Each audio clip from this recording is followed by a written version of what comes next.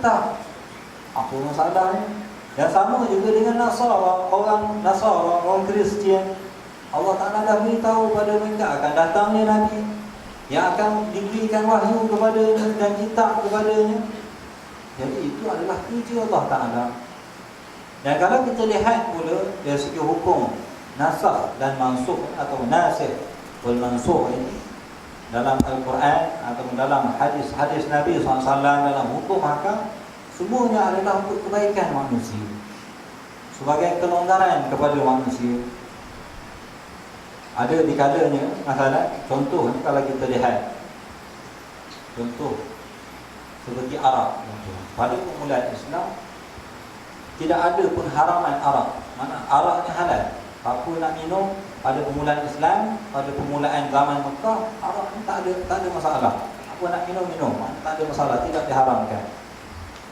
Mana diberikan kelonggaran pada ketika itu. Kemudian diturunkan beberapa ayat setelah itu, antaranya mengatakan bahawa arak ini banyak kemudaratannya, manfaatnya ada tapi sangat sedikit. Dan kemudian pula ayat mengatakan kalau kamu minum arak, jangan kamu solat, la taqrabus salah wa antum sukara. Jangan kamu mendekati solat sekiranya rakaat kamu masih boleh lagi, tapi dalam beberapa waktu tak boleh. Sehinggalah Allah Ta'ala menurunkan ayat innamal khamru wal maisir wal ansab wal azlam rijsun min amali syaitan fajtanibuh. Hingga Allah Ta'ala mengatakan khamar ini diharamkan, hendaklah kamu menjauhi.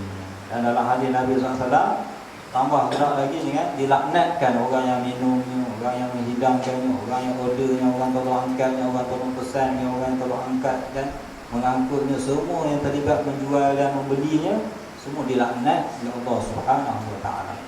Jadi begitulah mana perintah mengenai arak ini daripada mulanya sehingga akhirnya. Pada permulaannya kalau dah diturunkan, contohnya mula-mula arak dah diharamkan.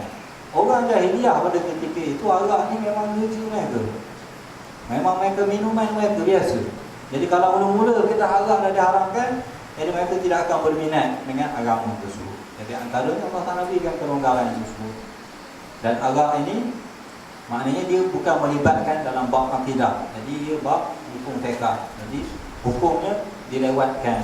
Tapi bab akidah ni la ilaha illallah itu mesti, itu tak ada kelonggaran. Mula-mula boleh percaya banyak Tuhan, tak ada.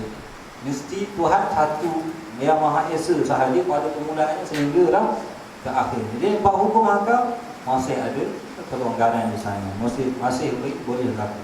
Dan begitu juga contohnya pada hari ini kalau orang tu seorang tu dalam keadaan darurat, tidak ada apa makanan yang ada depannya melainkan arak sahaja, contohnya mungkin tak berlaku atau payah sangat berlaku macam tu, dibenarkan.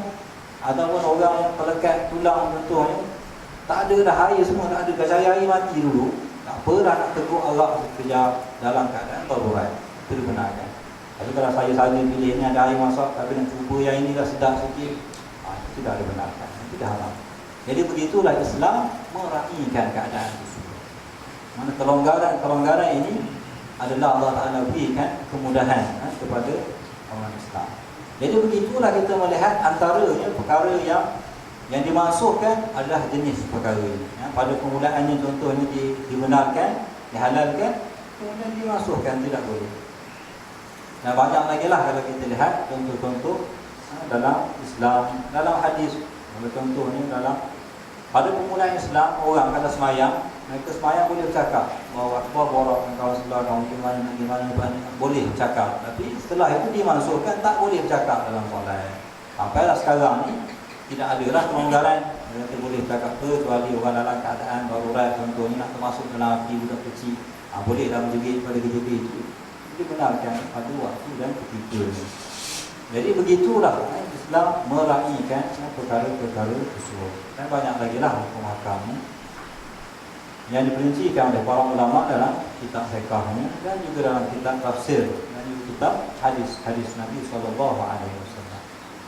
Jadi Allah Ta'ala menjelaskan perkara tersebut yang dimaksudkan ini, Allah Ta'ala akan bawakan perkara yang lebih baik. Na'ti bi khairin minha, dengan hukuman, dengan keadaan dengan perkara ayat-ayat yang lebih baik daripada itu, ataupun mithliha, ataupun sama dengan, seumpama dengan ini. Yang ni kita sebutkan ayat ini munasabahnya ataupun konteks ayat ini cerita pasal orang ahli kitab ni tadi yang tak puas hati dengan Al-Quran Karim. Mereka kata kami dah ada